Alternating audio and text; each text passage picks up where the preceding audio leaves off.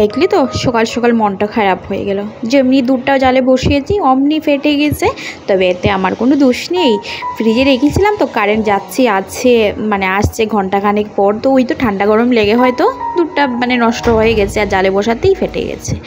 যাই হোক, তারপর চায়ের জন্য বসিয়ে দিলাম এখানে জল, গরম জল, কারণ করছি লিকার চা। অবশ্য তোমার দাদাভাই দোকানে গেছে আবার দুধ নিয়ে আসবে, তবে আমি বসিয়ে দিয়েছি। লিকার চাটাই ও ভালোবাসে তো করেনি। আজকে সকালের ব্রেকফাস্টের প্রিপারেশনটা একটুখানি অন্যরকম, তাই দেখো এখানে কেটে দিয়েছি পেঁয়াজ, যার সঙ্গে বেসন, জিরে গুঁড়ো সব কিছু মানে বিট নুন, চাট মশলা সব কিছু দিয়ে একটা মানে বাটার রেডি করে নিয়েছি ব্যাটারটা। আর তারপর দেখো এখানে ভেজে নিয়েছি পেঁয়াজিগুলো আবার ভাজা করে নিচ্ছি, কড়কড়া করে সব কটা পেঁয়াজি ভেজে তুলে নিলাম। আর এটাই হবে আমাদের সকালের চায়ের সঙ্গে খাবার। সঙ্গে আরও আছে দেখো। গুড মর্নিং সবাইকে, কেমন আছো সবাই? আশা করছি তোমরা সবাই সুস্থ আছো, ভালো আছো। নতুন আরেকটি দিন শুরু করছি তোমাদের সবার ভালোবাসা দিয়ে দেবিকাস ব্লগের আরও একটি ব্লগে তোমাদের সবাইকে অনেক অনেক স্বাগত। আর এখন সকাল 9:30 মতো হয়ে গেছে, আমি বসিয়ে দিয়েছি চা। আর চায়ের সঙ্গে পেঁয়াজের পকোড়া, কচুরি, মানে সকালের জলখাবারটা না আমাদের আজ মোটামুটি ফাটাফাটি বলতে পারো, একটুখানি অন্যরকম অন্য দিনের তুলনায়। তো ওইদিকে আমার চা হচ্ছে, আর এখন তো সোনাউপা এখানে বসে আছে, তোমার দাদাভাই বসে ফোন দেখছে, এই চলছে। তো ভিডিওটা স্কিপ না করে দেখতে থাকো, আশা করি তোমাদের ভালো লাগবে। তো গাইস, এই হলো আমাদের সকালের জলখাবার। এই যে পেঁয়াজের পকোড়া করে নিয়েছি, লিকার চা, আর এই হলো তোমার দাদাভাই নিয়ে এসছে কচুরি, আর সঙ্গেই আলু আর সোয়াবিনের তরকারি, যেটা টেস্ট ভীষণই বিশ্রী। আমি টেস্ট করে দেখেছি, আমারটা একদমই ভালো লাগেনি। চলো সকালে চাটা খাওয়া যাক। আমাদের এই সুন্দর ব্রেকফাস্টটা আরও সুন্দর হয়ে যায় যখন এই ছোট ছোট হাত দুটি এসে নাড়াচাড়া করে একটু আধটু তুলে নিয়ে খায়। এই দেখো কচুরির ভিতরে না ছাতুর স্টাফিং দেওয়া আছে। এই ছাতুর স্টাফিং খেতেও বেশ ভালো লাগে, বলতে পারো লিটির মতো করে এটা বানানো। আর এই যে দেখেছো ছোট হাত দুটো একটা পকোড়া তুলে নিয়ে মুখে দিল, একটুখানি টেস্ট করে বুঝে গেছে কি স্বাদ। নেও এবার তোমরা খাও। তাই 5 মিশালি একটা সবজি, মিষ্টি কুমড়ো, আলু, রামাস, পুঁই শাক, এইসব সবজি কেটে নিয়েছি। আমি এখানে নাচতে নাচতে রান্না করছি, কেন বলো তো? আমার সোনা বাবাটা না ওইখানে বসে রিলস দেখছে, আর রিলসের যে গানগুলো চলছে সেই গানগুলো শুনেই আমি নাচছি। যাই হোক, ও কিন্তু একদম পাকা হাতে রিলস দেখে, তোমরা মানে ভাবতেই পারবে না। আর এইদিকে সবজিতে এক এক করে সব মশলা দিয়ে দিয়েছি। আজকে নিরামিষ মিক্স সবজি করছি, সঙ্গে পাতলা করে মুসুর ডাল। আর এটাই হবে আমাদের দুপুরবেলার লাঞ্চ হয়ে গেছে। আর এই যে পুঁই শাকের ডাঁটি দিয়ে নিরামিষ সবজি করেছি, মিষ্টি কুমড়ো তোমরা সব কিছু দিয়ে, আর সঙ্গে করেছি মুসুরির ডাল, পাতলা করে একদম মুসুরির ডাল। এই হলো আমাদের দুপুর খাওয়া। নিচে ভাত আছে, এখানে রাত্রের একটুখানি সবজি আছে। 5 মিশালো সবজিটা দেখতে বেশ দারুণ হয়েছে, আর আমার কিন্তু দারুণ লাগে খেতে। সঙ্গে যদি একটু খিচুড়ি হতো তাহলে তো জমেই যেত। যাই হোক, এই গরমে খিচুড়ির নাম নিয়ে কোনো লাভ নেই, আমাকে ঘর থেকে বের করে দেবে, তো সেই কারণে আর খিচুড়ি কথা বলে লাভ নেই। যাই হোক, রান্না সেরে নিয়েছি, এবার চুলোটা পরিষ্কার করে আর যা বাসন এটো হয়েছে সব মেজে নেব, কারণ এই দুপুরবেলা জল এসছে, আর আমি বাসন টাসন মেজে স্নানটা সেরে আসবো জলদি। কারণ এই সময় মনে হয় প্রাণ হাতে নিয়ে কাজ করছি, কখন যে জল শেষ হয়ে যায়, আর আমার অর্ধেক কাজ পড়েই থাকে। তারপর তো স্নানটা আছে, স্নানের মধ্যে গেলে তো জল লাগেই। স্নানের জন্য বালতি ভর্তি করে জল রেখেছি। আর আজ যেহেতু তোমার দাদাভাইয়ের ছুটি ছিল, ও কিন্তু জল আসার সঙ্গে সঙ্গেই স্নান করেছে। ও কিন্তু খুব মানে সকালবেলা স্নান করবে, দুপুরবেলা জল আসার সঙ্গে সঙ্গেই স্নান করবে। আর আমাকেও বকছে যে তুমি কী করছো, জল চলে যাবে, স্নানটা আগে সেরে নাও। কিন্তু আমার ভালো লাগে না, সব কাজ গুছিয়ে গিয়ে আরামসে স্নান করব, এটাই ভালো লাগে। বাসন তো মাজা হয়ে গেছে, আর এবার যেহেতু জল আছে ঘরটা ভালো করে ধুয়ে দিচ্ছি। এই রান্নাঘরটা মুছার চাইতে এইরকম ধুয়ে দিতে না আমার বেশ ভালো লাগে, কেন জানি আলাদা একটা শান্তি পাই, আর অভ্যেস হয়ে গেছে বলতে পারো। বেশিরভাগ সময় আমি এরকম করি, না মুছে জল ঢেলে ভালো করে ধুয়ে দিই, ঘষে মেজে, আর তারপর ওয়াইপার দিয়ে টেনে জলগুলো ওইদিকে চলে যায়, ব্যাস। আর তারপর ওই কুনোটা ভালো করে ব্রাশ মেরে পরিষ্কার করে ধুয়ে দিই, এতে ঝকঝকাও থাকে, আর নিজের মনে শান্তিটাও থাকে বলতে পারো। যাই হোক, এই যে রান্নাঘরে এত গরমে রান্না করে সব কাজ সেরে এই রুমে এসেছি, এসে তো আমার মাথা পুরো গরম হয়ে গেছে। তোমাদের দাদা ভাইয়ের সোনা বাবা পুরো রুমটাকে না অগোছালো করে রেখেছে। যাই হোক, ওদের দুটো কথা শোনাচ্ছিলাম আর আমি ঝাড়াঝুড়ি করেছিলাম, গরমের মধ্যে মাথা খারাপ। আর বাবার ছেলে দুজন মিলে বারান্দাতে গিয়ে বসে আছে এই সময়, কারণ আমি যে বকাবকি করছি সেটা যাতে ওদের শুনতে না হয়। যাই হোক, আমি পুরো ঘরটা বিছানাটা কি টান করে ঝেড়ে নিয়েছি, তারপর আবার টান করে বেডশিটটা ভিজিয়ে নিচ্ছি। এই ঘরটা কিন্তু ক্লিন করেছি দুদিন আগে, দেখতেই পেয়েছো, তারপরও এই অবস্থা হয়ে আছে। যাই হোক, এদিকে দেখো পুরো এই ডয়ারটা উল্টে পাল্টে, সোনা বাবার কাজ অবশ্য আমি জানি, ওই এইসব সব সময় করে থাকে। ডয়ারগুলো কিনে যেন আমি কোনো ভুল কিছু করে ফেলেছি, সত্যি ওর হাত যে জায়গায় যায় না, ওই জায়গার জিনিসগুলো আর সেইখানে থাকে না, সব গুছালো ওই দিকেরটা ওই দিকে এরকম করে রাখে। আর আমি গুছাতে শেষে মানে ভুলে যাই যে কোন জিনিসটা কোথায় রেখেছি, এরকম হয়ে থাকে আমাদের ঘরে আজকাল। আমাকে যদি তোমাদের দাদাভাই জিজ্ঞেস করে মানে জিনিস ওইটা কোথায় তো আমার সত্যি আমি বলতে পারি না, আমি তো বলেই দিই তোমার ছেলেকে জিজ্ঞেস করো। যাই হোক, আমার মুখটা দেখেছো কেমন রাগে করে আছি। যাই হোক, ফোন খুঁজছে, এসে ফোন দুটো বিছানাতে ছিল তাই ফোন দিলাম।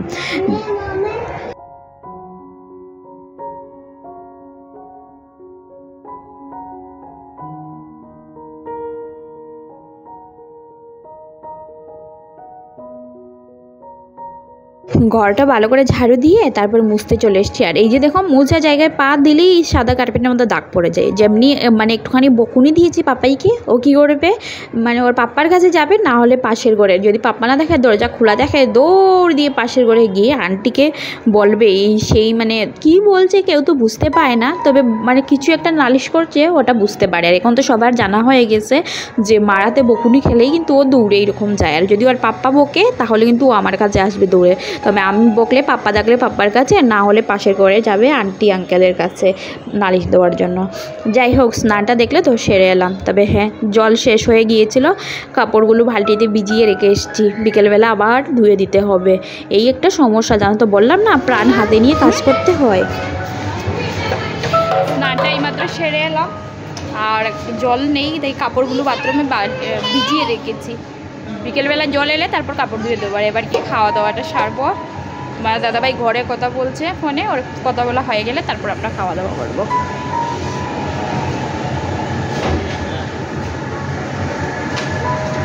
বাইরে কি রৌদ্র, একটু হাওয়াও চলছে আজকে।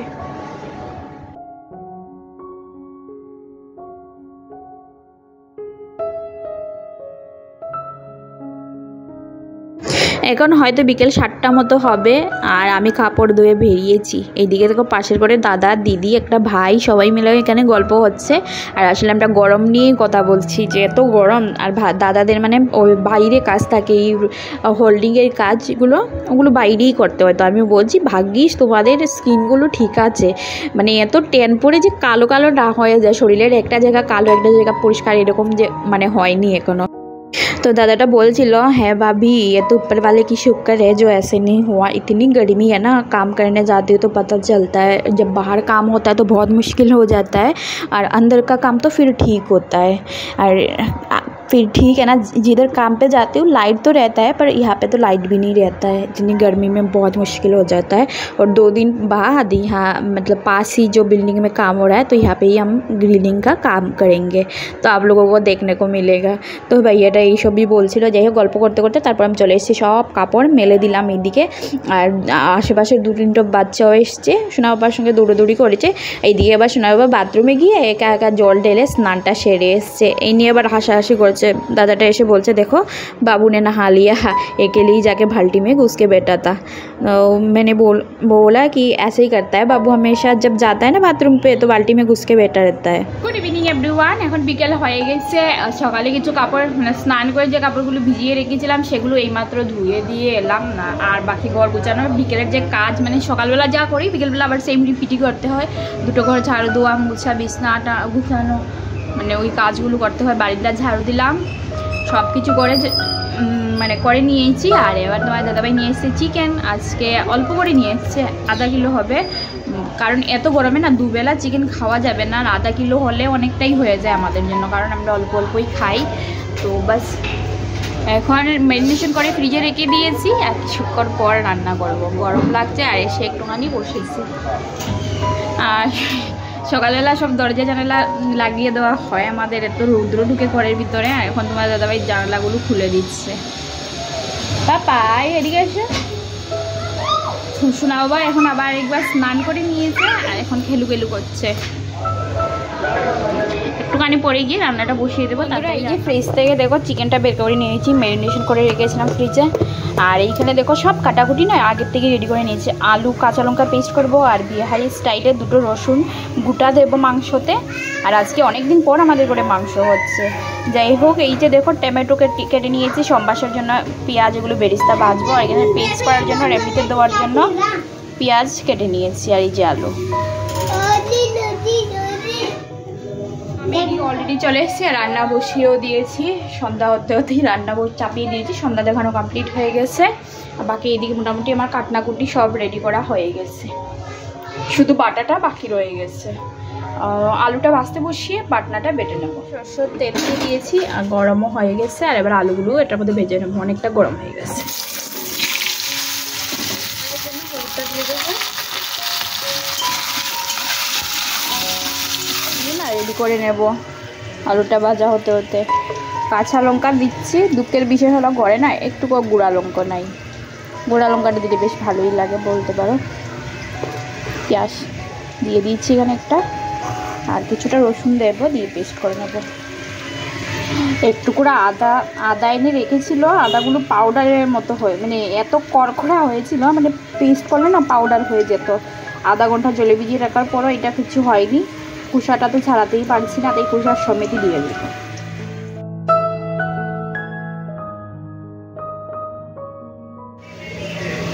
যে মশলাটা পেস্ট করা হয়ে গেছে।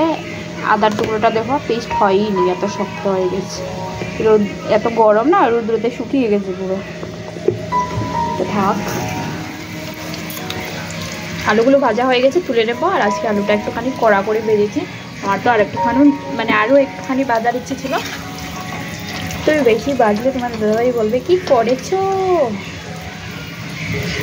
রান্নাটা হয়নি, তাই আর বাজলাম না। কত আমার থেকেও বেশি কুকি না। আরেকটু তেল দিয়ে দিয়েছি, এবার কড়াইটা একটু গরম হোক। এবার দিয়ে দেবো 2টো তেজপাতা, গোটা দারচিনি, এখানে দেখো 2টো এলাচ আর 2টো লবঙ্গ। তো ওইগুলো ভাজা হয়ে গেছে, আর এবার পেঁয়াজগুলো দিয়ে দেবো। প্রথমবার দেখো পেঁয়াজটাকে একদম বেরিস্তার মতো করে লাল লাল করে ভেজেছি। আমার আসলে ওই পেঁয়াজের গন্ধটা না একদমই ভালো লাগে না, সেই কারণে ভাজি না। তবে আজকে মনে হলো যে না একটু অন্যরকম করি, আজকে পেঁয়াজটা একটু ভালো করে দিই। নাহলে কী করি, জিরে ফোড়ন দিয়ে সবসময় আমি মানে মাংস বসিয়ে দিই। আর কোনো রান্নাতেই ওই বেরিস্তার মতো করে পেঁয়াজ মানে লাল লাল করে ভেজে রান্না করি না, গন্ধটা না নিতে পারি না। মাংসটা দিয়ে দিলাম, হলুদ দিয়ে দিয়েছি, সেটা ভুলেই গিয়েছিলাম। জিরাটা দেওয়া হয়নি তাই নিয়েছি, সঙ্গে হলুদটাও নিয়ে নিয়েছি। মানে যা করি না সত্যি ভুলভাল কাজ করি শুধু।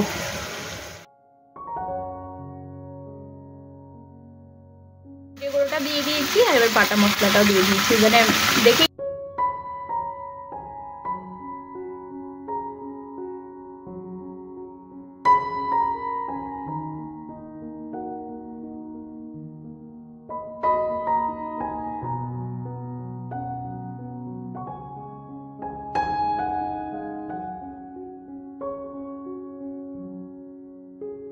গোটা রসুনটা দিয়ে দিলাম, আর এবার ঢাকনাটা দিয়ে দেবো।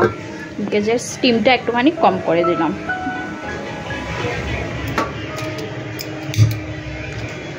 চুলাটা জ্বালিয়ে নিয়েছি, এবার ভাতটা বসিয়ে দিচ্ছি।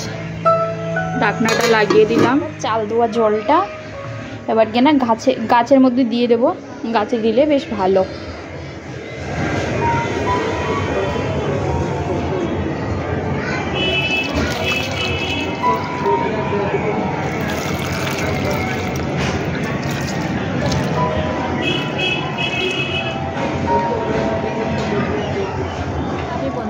দিয়েছি, চিকেনটা হয়ে গেছে। সবুজ সবুজ কালারটা দেখো কেমন এসছে। আসলে কাঁচা লঙ্কা দিয়ে রান্না করলে না এমনই কালার হয়।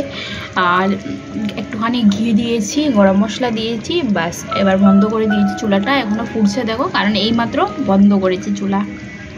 আর এবার এটা একটুখানি ঠান্ডা হোক, ঠান্ডা হলেই ভালো লাগবে।